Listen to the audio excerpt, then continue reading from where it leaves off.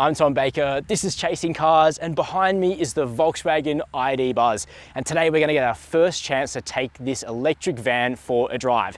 This isn't my first interaction with the ID Buzz. We were able to check out, in a static sense, a cream and yellow one in Australia at the end of 2022. But about a year before this van lands in Australia, I've come to Bavaria, Germany to drive it here in left-hand drive form to see whether it'll be worth the fuss. Because the ID Buzz has had one of the longest genesis periods of any Volkswagen product.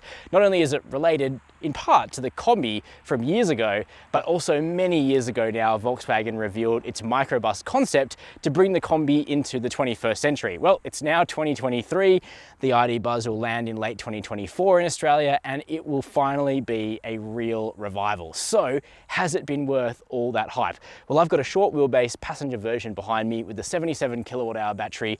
We're gonna range test it. We're gonna drive it. We're gonna check out the cool interior on this blacked out ID Buzz. But before we get started, hit subscribe down below. Chasing Cars, honest reviews of your next car. Brought to you by Budget Direct.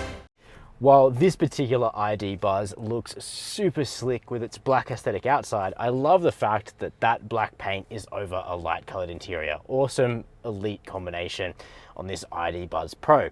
Now, this interior is at once van-like but also SUV-like, and I actually think the combination of worlds in the interior design here works extremely well, and I think this might even be my favorite interior of any Volkswagen EV on this platform.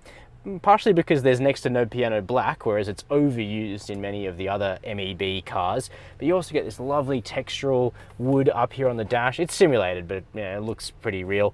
The light colored highlights all look great. The seats look fantastic. You've got some open storage. You've got really nicely done air vent toggles. It's just a cohesive interior. Of course, the bits and bobs are taken from the Volkswagen MEB parts bin, including the screen here in the center, which has a snappy processor behind it, relatively limited lag. You do have your shortcut keys for things like drive mode, driver assistance, climate control, but you will have to interact with the sliders from time to time to change things like your temperature and your volume. Likewise, the steering wheel, which is vegan leather, vinyl, I don't know. It feels decent in the hand though, is white. So if you get fake tans and things like that, maybe not the best interior for you. And then you have the touch sensitive controls here on the wheel, direction selector up here, and a little screen showing you navigation, range, speed, just the essentials, but no heads up display in the ID Buzz. The end of the dashboard is so far away, maybe it wouldn't work properly. Speaking of the dashboard being far away, you do have these van-like proportions in the interior. You know you're not driving an SUV, and yet it kind of feels cool and funky all at once. The seats are mounted high, so you've got good visibility out of the thing. You've got your armrests here, electric adjustment, heating, although cooling would be even better on this hot Bavarian day. And the seats even have a massage function. Plus, gobs of space, as you would expect in a van. Cup holders deploy here, lots of room on this sliding center console, and big bins in the doors too. Now, of course, the benefit of the ID Buzz for loading passengers, unlike almost any SUV, apart from the new Toyota Century, oddly, is that the doors are sliding. So your spawn is not going to open the door onto the next person's car. Fantastic feature. Of course, the door is automated on both sides of this ID Buzz. It's also a nice step in height, so grandma will be able to get into the car without too much difficulty. And once you're back here, you find that the room is good, if not perhaps quite as generous as you might expect when you think about it as a van. Now, as vans go, the ID Buzz short wheelbase that I've got here is actually not that massive, but it's best to think of it as a 5-seater, but if you've got very, very long legs, you might find that it's a bit tighter than you might expect. So certainly test it out with all the passengers you plan to put in this car down at the dealership. For myself, it's okay, 6 foot, so good leg room, good headroom. You can definitely fit someone in the center of this van. That will be no problem at all. Loads of space, tray tables, fantastic, spot for your iPad, no new accessories needed. You've got your in-car entertainment all sorted. Nice touches like a grab handle to help you get into the Buzz as well. In terms of air vents, there are no customizable ones you can see. I think we do have a little bit of passive airflow that comes out of the air conditioning system under the seats, but can't find the usual spot. So you're gonna have to correct me if I'm wrong down below. Don't be afraid to do so. Now, this short wheelbase ID Buzz is a 5-seater. A long wheelbase version is also on its way. Australia would probably prefer the long wheelbase, but it looks like they're going to take both. That long wheelbase version will be a 3-row van with 7 seats, plus still heaps of boot space too. Now, I think we've all seen the communications spec ID Buzz in various combinations of white and a popping color. In fact, you're probably looking at one right now because I'm pretty sure the B-roll package for this car is of a yellow one. But the one that Volkswagen Driving Experience has procured for us here in Bavaria is this black specification. And doesn't it look fantastic? If I was telling the truth, I actually think more people will probably order the blacked out ID Buzz than the cream and yellow or the cream and blue or the cream and orange. That breaks my heart a bit because those colors are awesome. But in a testament to how good looking this car is, even in full black, it is sweet. Let me know what you think below. Now, when it comes to boot space, this is where the ID Buzz is going to be way more practical than a Tiguan, ID4, ID5, Touareg, any of Volkswagen's SUVs, because the boot is enormous. Over 1,000 litres of capacity. The actual number is on screen now, but you're going to be able to pile suitcases high in the back here. And that's why potential customers for this vehicle aren't just big families with lots of stuff, but also hotels, chauffeurs, that sort of thing, looking for a greener option, because of course this vehicle has no tailpipe emissions, and you could choose to charge it on your own solar, for instance, and have really quite a low emission family car here. Huge cargo blind, located high in the boot for a bit of privacy. You've got hooks, 12-volt socket. What we don't have, I don't think, is a household power point, which would be nice. And then look at these, absolutely enormous supports for the boot. And then we do have a button to close it. It's not too high, so I think most people will be able to operate this tailgate. When it comes to the range, the efficiency, and the charging of the ID Buzz, there are some interesting things happening here. Now, the charge port location right at the back right corner, you've of course got your AC and your DC. What this vehicle hasn't had yet is the motor and battery upgrade that some of the other vehicles in the Volkswagen ID family have had. So we've got the 150 kilowatt motor here, so it's got slightly slower DC charging than the upgraded version, but by the time the Buzz lands in Australia, we expect this to be capable of 170, maybe even 200 kilowatt DC charging. The battery between the axles is the 77 kilowatt hour usable version that you also see in a bunch of other Volkswagen ID cars. An upgrade could even be on the way or found in the long wheelbase version. But the range has been decent, if not outstanding, in our test of the ID Buzz here in Germany. Now, we've refrained from doing huge Autobahn speeds because that would have thrown out the data. At an average of just under 100 kilometers per hour, I got 21.1 kilowatt hours per 100 Ks out of the ID Buzz for a highway range of just over 360 kilometers. So not a super long distance tourer as it sits.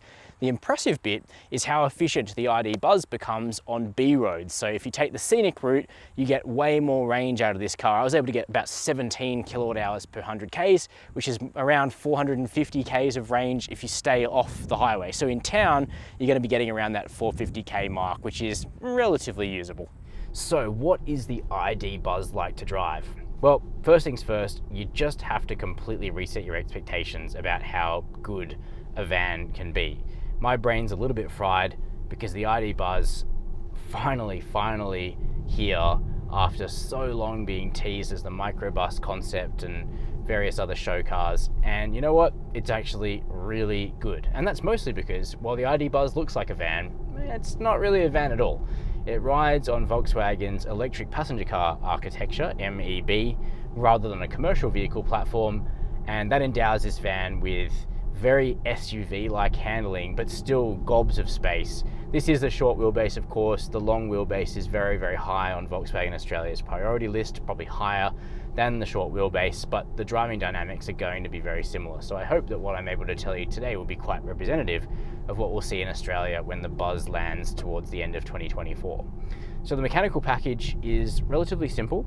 We've got a single motor on the rear axle, producing 150 kilowatts of power and 310 Newton meters of torque. And this is a big, heavy vehicle with a very flat front end on it, so the aerodynamics are not amazing.